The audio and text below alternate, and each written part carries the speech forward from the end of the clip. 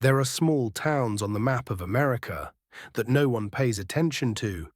Towns where strangers are not welcome, where a luxury car can make an entire street hold its breath, and where police don't need laws, just a reason. Mill Creek is one such place.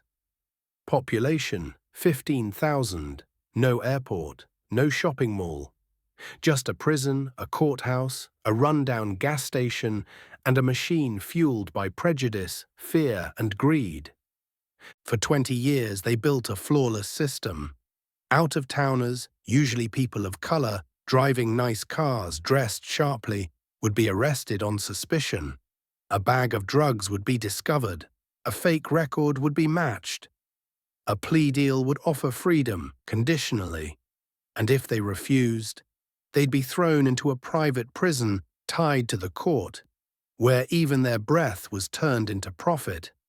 Mill Creek had swallowed hundreds like that, until one day they picked the wrong man. Matthew McConaughey, a tech entrepreneur, 30 years old, living in Atlanta, not a politician, not a lawyer, just a black man with intellect, principles, and an older brother holding a position Mill Creek had never dared to imagine. Attorney General of the United States. But at that time, they didn't know that. All they saw was a black man in a Mercedes S-Class, wearing an Italian suit and driving alone through their small town late on a Friday afternoon.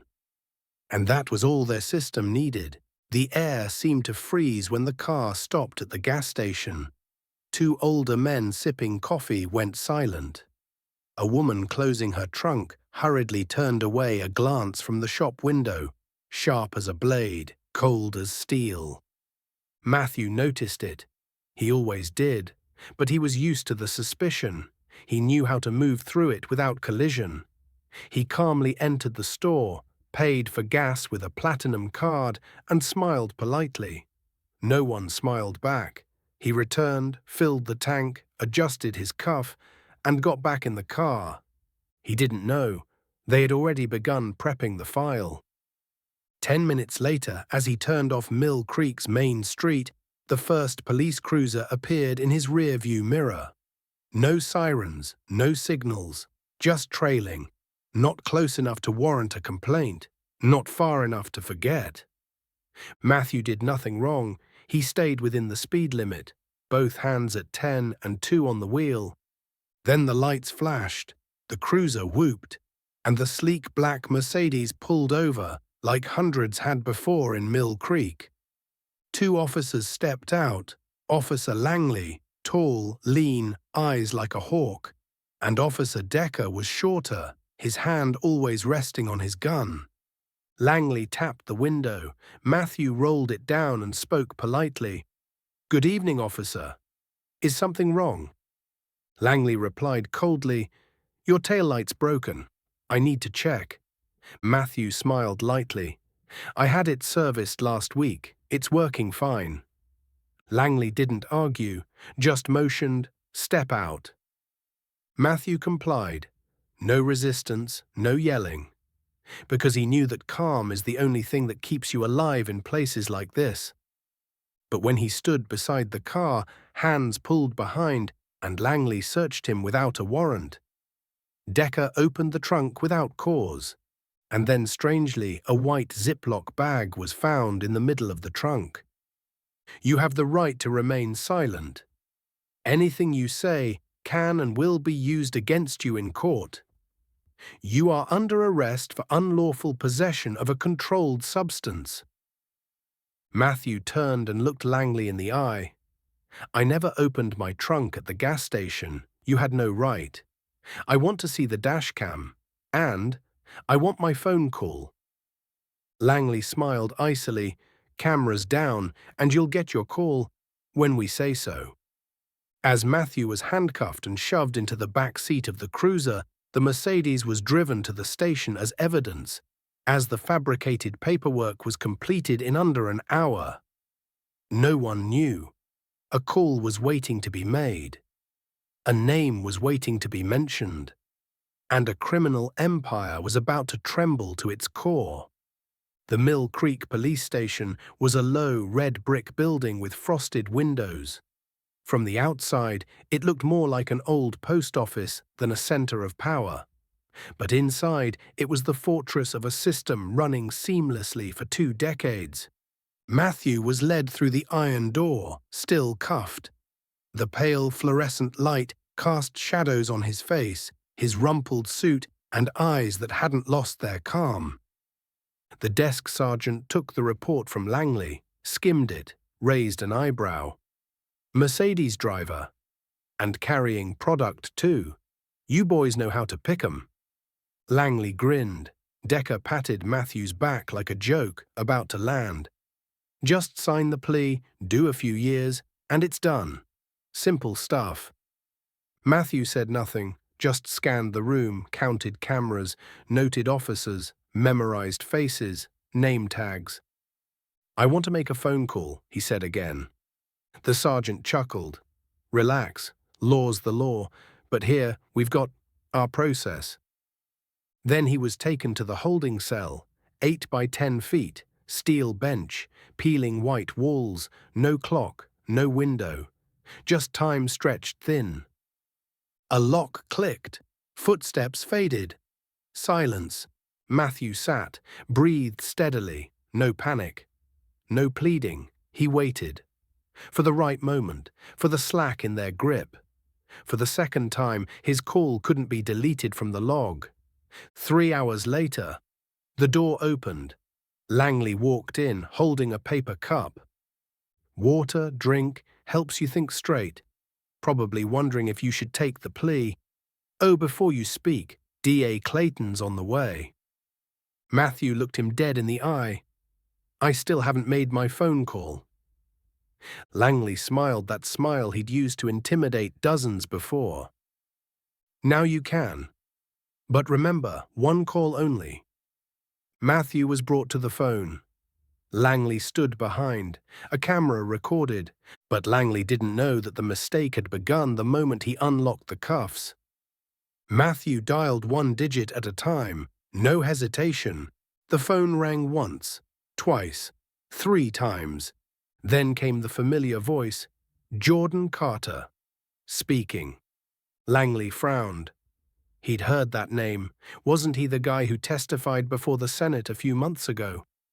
Matthew gripped the receiver. Jordan, it's me. I'm at Mill Creek Station. Arrested, drug possession. But it was planted. I didn't open the trunk. I had nothing. They fabricated the file.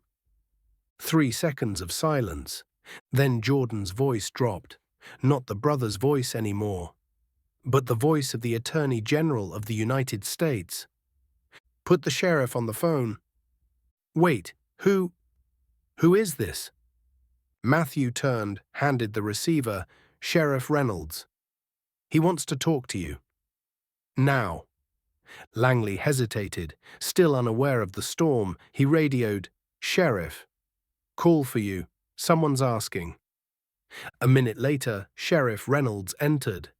Salt and pepper hair, crisp uniform. The badge was shining like it was the law. What's going on? Matthew offered the phone. You'll want to hear this, trust me. Reynolds took it. This is Sheriff Thomas Reynolds, whose silence. No one knew what Jordan Carter said. Within 7 seconds, Reynolds' face went from red to deathly pale. Hands trembled, lips tightened.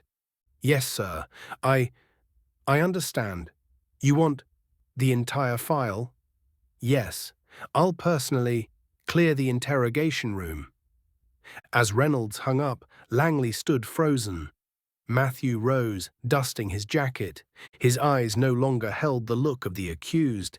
They were the eyes of someone about to flip the game's rules. With one phone call, Mill Creek's police station began to quake. Officers halted, internal phones lit up. Faces changed color like water under storm winds. And when the black SUVs of the FBI turned off the highway, the storm had arrived. No one in the Mill Creek station would ever forget that afternoon. Just 45 minutes after the call, a fleet of black SUVs appeared at the station gate. No sirens, No noise, just silent like predators who've smelled blood. On the tinted glass, 3 clear letters, FBI. Agent Sarah Mitchell, tall and sharp-eyed, walked in with a black case, coat buttoned, eyes scanning every face. I need to see Matthew McConaughey, and I need the complete arrest file. Sheriff Reynolds smiled stiffly. We just finished processing. Haven't had time. I'm not asking about timing, Mitchell cut in. I'm asking for the file. If you won't hand it over, I'll take it with a warrant. Reynolds swallowed hard. Matthew was brought out of the holding cell. For the first time, he wasn't restrained. No cuffs, no watchful eye. Just a look between him and Langley that lasted 2 seconds. Enough for both to understand. The game had turned. Mitchell met Matthew in a briefing room. No cameras, no witnesses, just 2 people, one representing the law, one who just pierced a wall once thought impenetrable. Mitchell sat, no introduction, no protocol. I need everything, every detail, and I need you to be honest, because I think this case is much bigger than a Ziploc bag in a trunk. Matthew looked straight at her. You're right, this isn't just bigger. It might be something America's never dared to face. He recounted everything, the GPS instruction that led him into Mill Creek.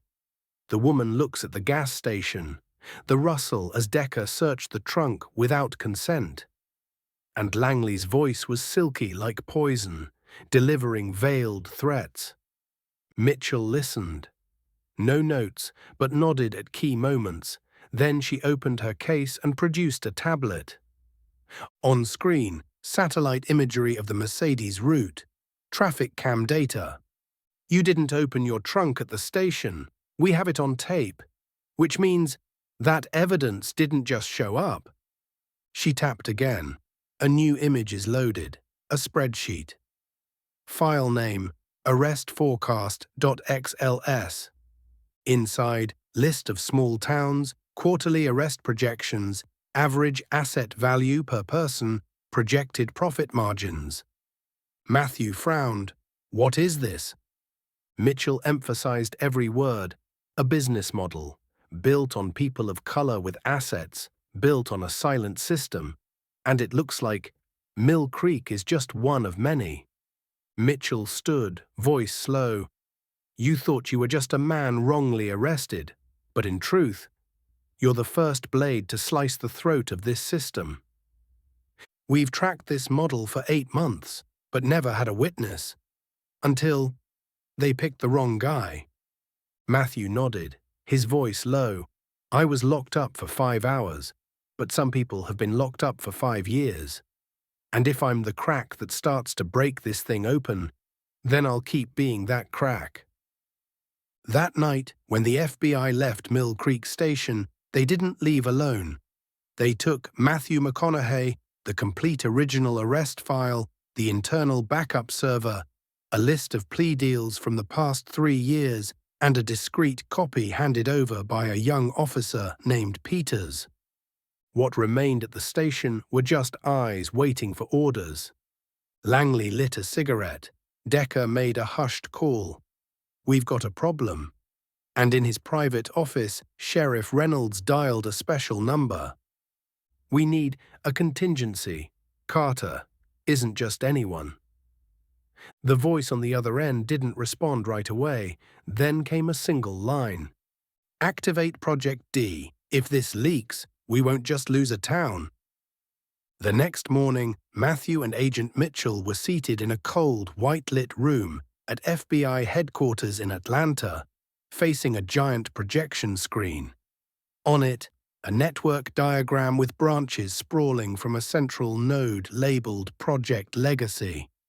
Mitchell tapped the keyboard, and the web began to animate. We believe this isn't an isolated conspiracy. This is a business model judicially engineered, a cross-state network, a machine that turns black lives into extractable assets. Matthew looked up, silent. He saw small towns marked red, including Mill Creek detention centers linked to private prisons, judges with near-perfect conviction rates, and at the center, an unnamed group marked simply as the Board. Mitchell opened another tab, a spreadsheet titled Demographic-Based Seizure Efficiency. Here, she said, they calculate everything. Who's likely to be arrested without resistance? Who'll take a plea despite being innocent out of fear? Who owns seizable assets and who lacks access to real legal defense? Matthew read the first line. Name, Jamal Owens, age, 27. Occupation, mechanic, estimated assets, $18,400. Status, seized probation. Mitchell scrolled down. The 12th name stopped him cold. Marcus Wright, an entrepreneur arrested en route to a conference in Nashville, died in custody, labeled suicide. Case closed in 72 hours. Matthew whispered, I met him once on a flight. He said, watch out for Mill Creek. Mitchell turned, voice heavy. We have autopsy photos, and we have reason to believe he didn't kill himself. What lay before them was no longer data. It was life turned into a product. Real people packaged into cells, priced, exploited, then erased like old emails. Mitchell rested her hand on the table. They used the law to operate like a corporation, and to hide it all, they fabricate performance for local courts. More convictions, fewer exonerations, thanks to weak investigations, lower crime stats because everyone gets processed quickly. Matthew exhaled deeply. I didn't think it was this structured. Mitchell nodded. You're not the first, but you may be the first who can bring it down. You have evidence, you have visuals, you have connections, and most importantly, you have a brother the board can't buy. Meanwhile, in Washington, D.C., Jordan Carter, the U.S. Attorney General, held an emergency meeting with senior federal prosecutors. On the table, a printed network map titled Legacy. They've run this operation for 20 years untouched, Jordan said, but now we have a witness. Data, search warrants. I want a sweep, not just Mill Creek, but any county showing signs of involvement. An aide asked, Are you sure? You want to go up against the board personally? Jordan didn't blink. They arrested my brother. I'll ensure they learn picking the wrong target is the fastest way to self-destruct. Back in Mill Creek, Sheriff Reynolds placed an overseas call. Encrypted line. A man's voice answered unseen. Report. We have a problem. McConaughey is A.G. Carter's brother. The voice slowed. Initiate protective layer. Involve D.A. Clayton. If needed, eliminate all traces, witnesses, and digital logs. That night, Lisa Parker, D.A. Clayton's assistant, received a cryptic email. Subject, delete all backups. Urgent. Don't ask. She froze in front of the screen. Then quietly, I copied everything to a private hard drive. Because she knew, when a system begins to self-destruct, it means it's terrified. Mitchell received a counterintelligence alert at the FBI. Encrypted call intercepted. Content. Clean up Lisa before it's too late. Mitchell shot up. Call Jordan Carter. Deploy emergency protection for Lisa Parker. Immediately. On the road, Lisa paused at a traffic light. A man in a correctional officer uniform stepped out of a silver SUV nearby. Advanced fast and cold, but at that moment, two unmarked FBI vehicles slid across, blocking the street. 3 agents rushed out, subduing the attacker before he could draw a syringe. In his jacket, a fake employee ID, a one-way ticket to Panama, a phone with the last message, once done, call this number, leave nothing. Lisa trembled, leaning on her car. Mitchell approached, gently touching her shoulder. They've made their move, but from now on, you're safe. And your testimony, will be the bomb they can't defuse. Meanwhile, Matthew got a call from Jordan. They've started silencing witnesses. This isn't just a case anymore, it's a campaign. Matthew nodded. Then we show the nation how cheaply justice was sold. I'm ready to speak out. All of it. The next day, the FBI held its first press conference. Before dozens of reporters, Agent Mitchell announced, "We are investigating a corruption system known as Project Legacy, aimed at exploiting people of color through staged arrests, asset seizures, and manipulated court records." The first to break the silence was Matthew McConaughey. The press room froze. Across America, within 12 hours, social media exploded with hashtags. Number I stand with Matthew. Number justice for Mill Creek. Number Project Legacy is real. That night, Matthew received an unexpected call. A man's voice, polite to the point of coldness. "Mr. McConaughey, I'm calling on behalf of well-meaning parties. The incident in Mill Creek may have gone too far, but there's still time to resolve this gently." Matthew raised an eyebrow. "What do you mean?" The voice replied, "A compensation, restored reputation, and if desired, a role on the Judicial Reform Board. In exchange, we ask that you refrain from participating in any hearings." Matthew smiled softly, but ice-cold. "I didn't come to negotiate. I came to testify." He hung up. 3 days later, Matthew stood at the United States Capitol, the most powerful building in the country, which had once been just a tourist spot in his eyes. But that day, he was the lead witness in the federal hearing on Project Legacy. The chamber was packed. Media flooded the hallways. Senators sat in semicircles. Live broadcast was authorized nationwide. Chairing the session, Senator Elaine Porter, a white conservative known for dismissing conspiracy theories. She stared at Matthew. "Mr. McConaughey, start from the beginning, and be advised you're under oath." Matthew stood. The spotlight hit him. His voice didn't shake. "I was arrested in Mill Creek, accused of drug possession, but I had nothing. I didn't open the trunk, and I was framed. I'm not the first, but I'm the first with living proof dashcam footage, GPS data, and luckily, a brother who's the Attorney General. But this isn't just my story."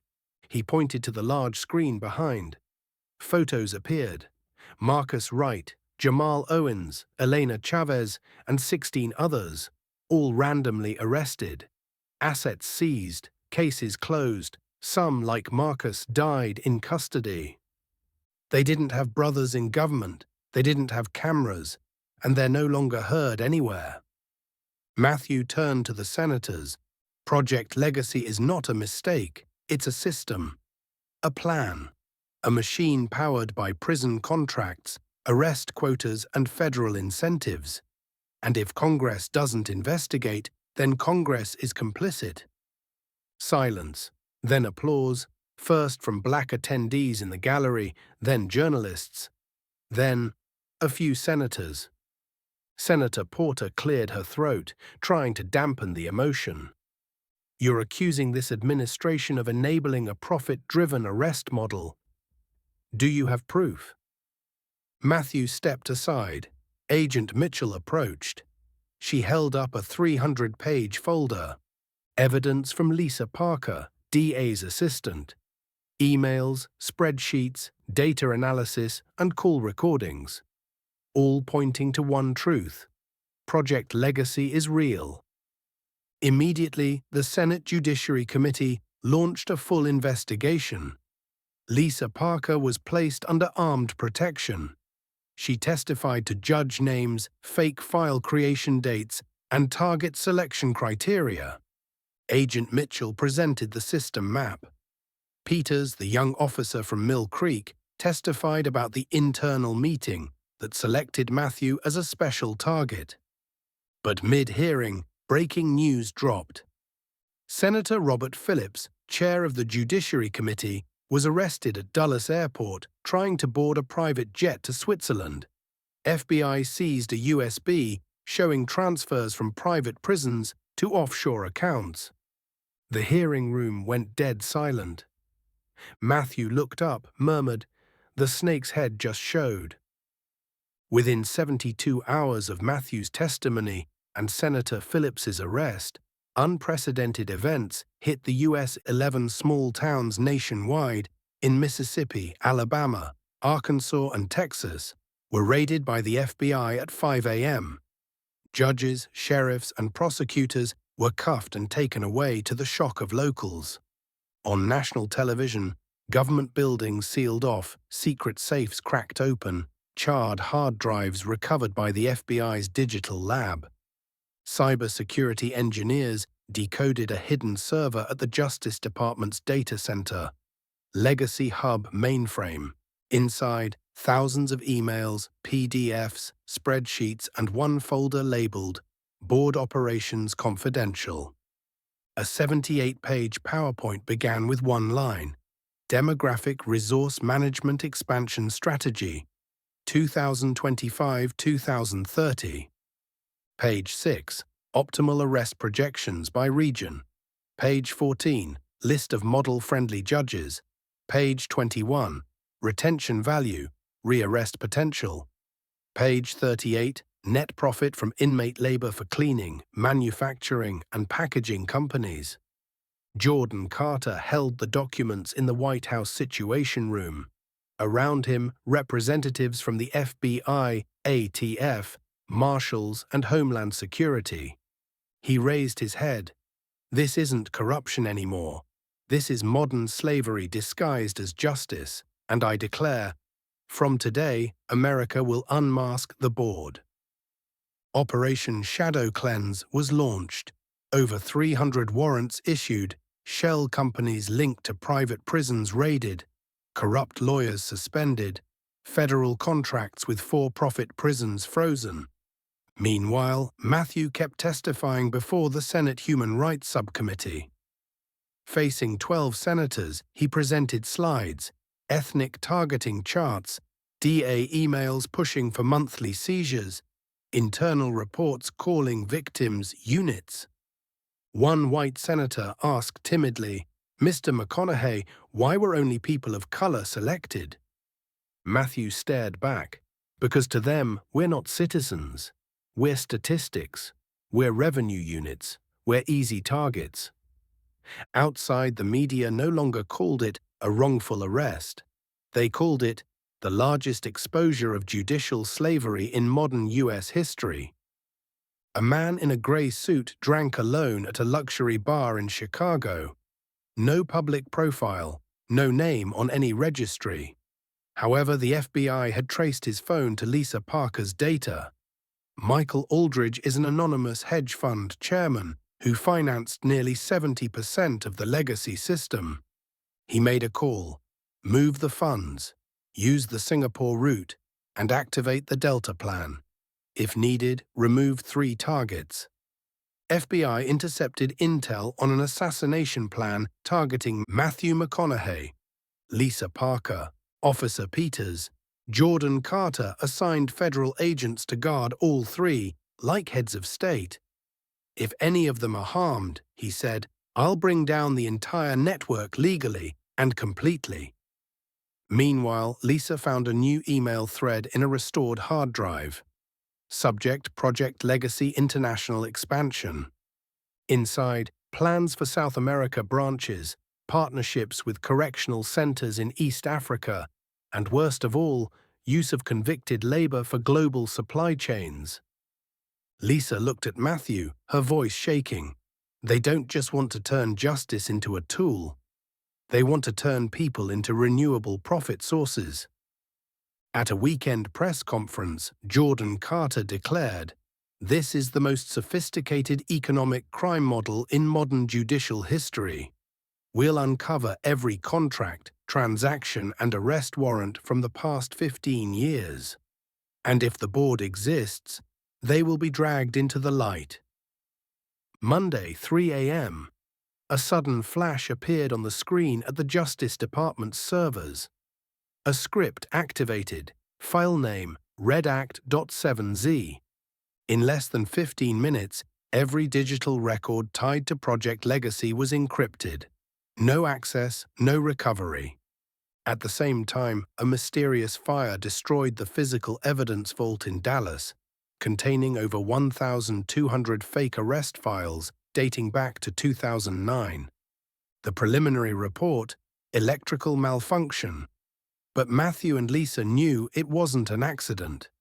Jordan Carter called an emergency meeting. Agent Mitchell presented a list of 11 Justice Department staff suspected of being implanted agents hired from companies tied to private prisons. Jordan paused at name number 4. His eyes darkened. This one worked on my data team in 2017. Mitchell nodded. They planted deep. And now they're not attacking from outside. They're attacking from within. That afternoon, Matthew's office was cyber-attacked. All meetings, emails, and Mill Creek case files are wiped in seconds. A suspicious IP traced back to a law firm in D.C. that once represented Senator Phillips. In a Virginia hotel, an FBI agent was found unconscious. Phone unlocked. Backup drive missing. On the bathroom mirror, a message in red lipstick: "Stop, or he falls next."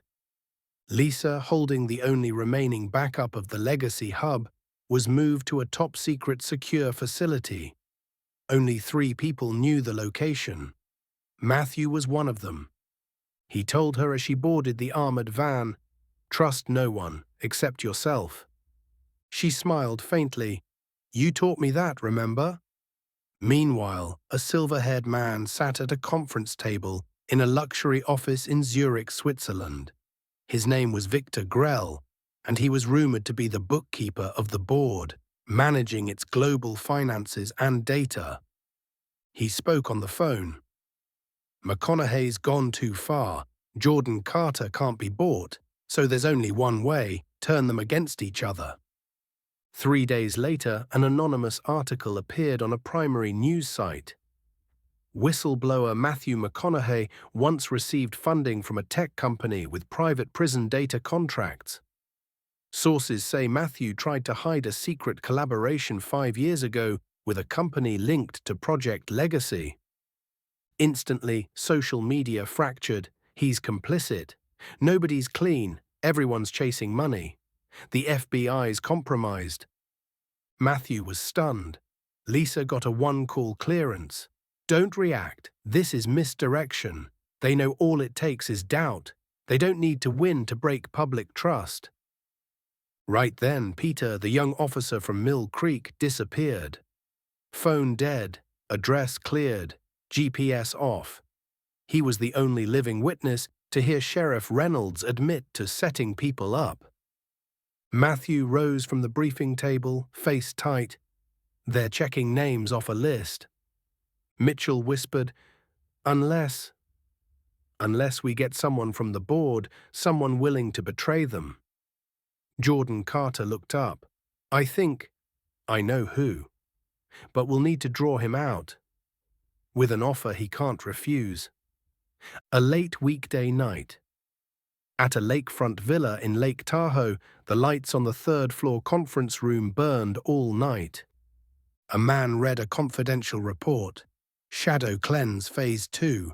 FBI arrests 40 prosecutors, indicts 9 judges. He made a call to a contact named M.A.